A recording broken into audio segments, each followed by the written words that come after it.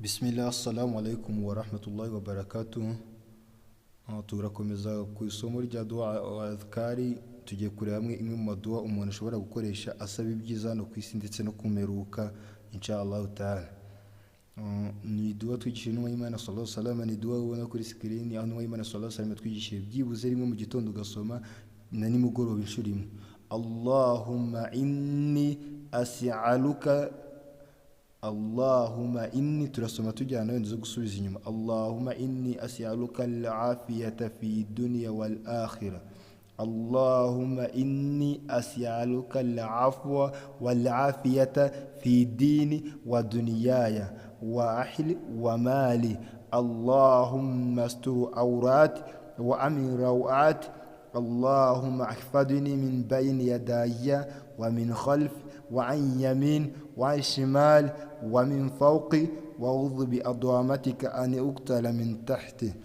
So kubisobanuro muri Imana sallallahu alaihi wasallam tubwiye buri gitondo uko yabyukaga yarabanzaga igasoma idua, Imana nyagasani ndagusaba ngo ungirire impuhwe unama ubuzima bwiza muri iyi si no ku munsi w'imperuka. Allah ntabwo ubuzima bwiza nta kindi kibazo uzagira, akavuga ngo Imana nyagasani ndagusaba unama ubuzima bwiza, ungirire impuhwe umpa ubuzima bwiza mu idini yanjye no mu isi no mu muryango wanjye no mu mutungo wanjye.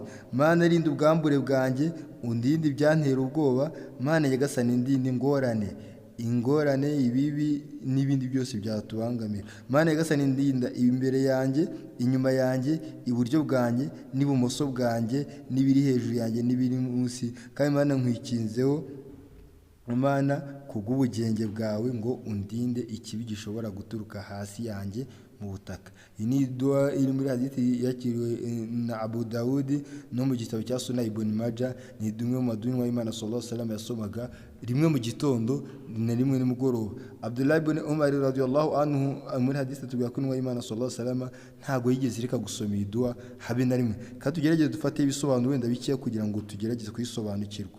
Nubundi icyambere ni icyo dukeneye kubaho neza hano ku isi no kumeruka. Kubaho neza hari ibyo uzi byiza, ariko hari n'ibyo izi ukeneye hano ku isi no kumeruka. Niyo mpamvu iyi dua nsaba ko twayiga tukayifata ndetse tukayisangiza n'abacu. Kubera iki ibyo twakura muri iyi dua ni ibi: gusaba Allah ko atugirira impuhwe, ukanamusaba kubaho neza. Niyo ngo iyo uribazo tekerezaho gato, yafata umuntu utekereza ngo uri mu mpuhwe z'Imana ni iki cyakubangamira, hanyuma wibaze ngo Allah yaguhaye kubaho neza, ninde wakubuza kubaho neza? Niyo Imana sallallahu alaihi wasallam nkuko mu yindi hadith nanone yavuze ngo nta muntu Imana iha ibyiza nkuko umuntu iha kubaho neza hano ku isi no kumeruka.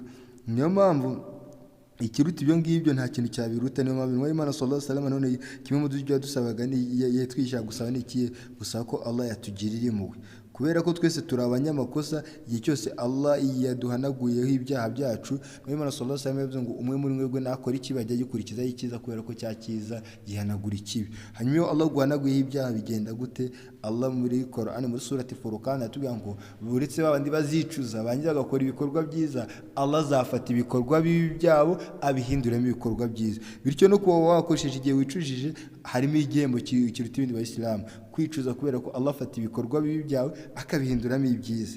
Ntabwo ari ibyo ngibyo kandi yaba kubaho neza. Twibaze none kubaho neza no ku isi bisobanuye iki? Harimo uburinzi ku mubiri, imibiri yacu ntihagire ibiduhungabanya mu nzira. Niba utwaye ikinyabiziga ntihagire accident. Harimo mu mitekerereze, ntihagire ibintu biguhungabanya mu mitekerereze. Harimo kukurindira imani, kubera ko Allah ayene kubaho neza. Kala Rasulullah sallallahu alaihi wasallam, man yuridillahu bihi khairan yufaqihu fi din. Allah guha gusobanukirwa idini ndetse akanakurinda n'ibibi, kubera ko kimwe mu byo akurinda Allah aguhaye kubaho neza, akurinda ibyaha.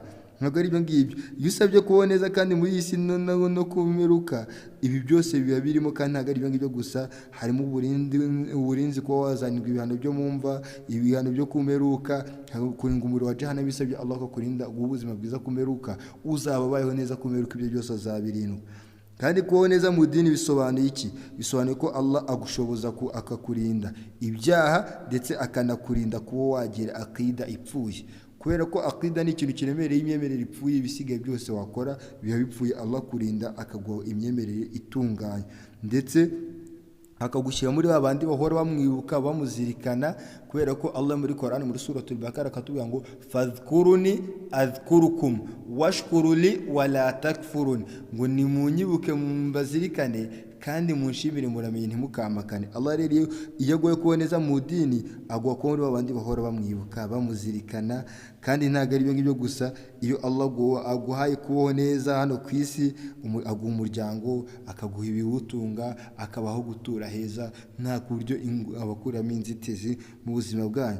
Hanyuma gusaba kubaho neza mu muryango wawe bisobanuye ikintu kuri umuryango wawe, Allah yawurinda ibigerageze izo n'ingorane, akawurinda n'ikibi w'Abayisilamu. Turi n'abatari Abayisilamu, ngo ubutumwa buca kuri urubuga nuko yadufashe nabo bavanye batari Abayisilamu, hari abantu bagira ishyari hano hanze. Iyo usabye Allah ko kubaho neza no ku isi, ibyo byose arabikurinda. Noneho kubaho neza mu mutungo ni gute? Allah kurinda umutungo wawe, Allah yawurinze. Nawe tekereza, nta gihombo, nta kwibwa, nta kuwushyira mu bidashimishije. Allah kuwukoresha neza. Kandi ntabwo ari ibyo ngibyo gusa, iyo dusabye Allah kubaho neza haba harimo ko anaduhishira ku makosa yacu n'ibyaha byacu. Harimo ibyo dukora yani Allah akaduhishira, harimo ibyo abandi baba badakunze, rimwe na rimwe Allah akatugirira ibanga. Kuko ngo abantu benshi batwangira ubusa baramutse bamenye amakosa yacu batwanga kurusha, ariko Allah alhamdulillah arakomeza kuduhishira, agakomeza kutugirira ibanga. Niyo mpamvu dusoza iyi dua, kimwe impamvu Allah dusaba ko turinda imbere, inyuma, iburyo, ibumoso shayitani mu byo yahigiye ubwo yirukanwaga muri surati Al-Araf aya 17. Shayitani yavuze ko azatega abagaragu akabagotagote impande zose, ahita avuga ngo abenshi Allah azasanga atari abashimira. Niyo mpamvu usaba Allah ibyo bice byose Shayitani yavuze ko azadutegeramo, dusaba Allah ko abiturindiramo. Kandi icyo twakwiyongeramo nuwa ngo Allah ahita, iyo usabye no dukoresha no duha Allah guha abamarayika muri ibyo byerekezo byose, iburyo, ibumoso, imbere n'inyuma, bakurinda ku buryo inabi ya Shayitani n'abambari yayo ntacyo yagukoraho. Niyo mpamvu ubu busabe ni ikintu mugiza wakwisabira, yaba njyewe yaba nawe, kubera ko dukeneye kubaho neza no ku isi ndetse no kumeruka. Mu gusoza mu ncamake iyi dua, iby'ingenzi ugomba gufata utagomba kubara no kwidua no gusaba Allah ko atugirire imwe ndetse akanatubabarira, ukamusaba kubaho neza ku isi no kumeruka, ndetse ukanamusaba Allah ko agushyira muri abandi bakora ibyo akunda, ndetse tuganasaba Allah mu busabe bwacu. Impamvu dusabira hamwe no kubera iki? Hari igihe ukeneye ibyiza utazi ibyo ukeneye, ariko Allah guhitiramo. Bityo bavandimwe, kandi tukanamenya ko Shayitani ni umwanzi wacu dutegera mu mpande zose, ntabwo twabasha kumwirinda keretse Allah adushoboje. Allah avuga muri Qur'an, wa ma tashauna illa an yasha Allah rabbul alamin.